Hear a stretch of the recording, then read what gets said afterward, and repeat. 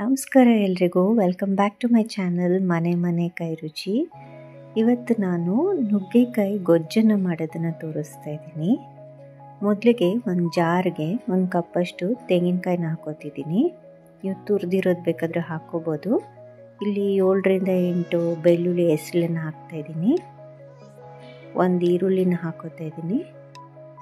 1 ಕಡ್ಡಿ ಕರಿಬೇವಿನ ಸೊಪ್ಪನ್ನು ಸೇರಿಸ್ತಾ ಇದ್ದೀನಿ.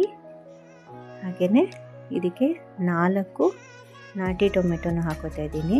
ಇದು ಹುಳಿಯಾಗಿದ್ರೇ ಚೆನ್ನಾಗಿರೋದು, ಅದಕ್ಕೋಸ್ಕರ.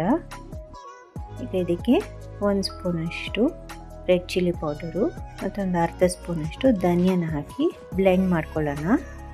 ಈಗ ಇನ್ನೊಂದು ಪಾತ್ರೆಗೆ 3ರಿಂದ 4 ಚಮಚ ಎಣ್ಣೆನ ಹಾಕ್ಕೊಂಡು ಕರಿಬೇವಿನ ಸೊಪ್ಪನ್ನ ಹಾಕ್ಕೊಂಡು ಅದು ಸಿಡಿದ ಮೇಲೆ ನುಗ್ಗೆಕಾಯಿನೆಲ್ಲ ಈ ಥರ ಕಟ್ ಮಾಡ್ಕೊಂಡಿದ್ದೀನಿ ನೋಡಿ, ಇದನ್ನೆಲ್ಲ ಹಾಕಿ ಫ್ರೈ ಮಾಡ್ಕೊಳ್ಳೋಣ.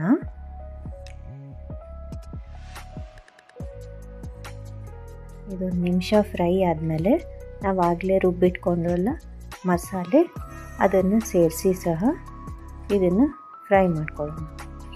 ಈಗ ಇಲ್ಲಿ ನಾನು ಉಪ್ಪನ್ನು ಸೇರಿಸ್ಕೊಂಡು ಮಿಕ್ಸ್ ಮಾಡ್ಕೊತಾ ಇದ್ದೀನಿ.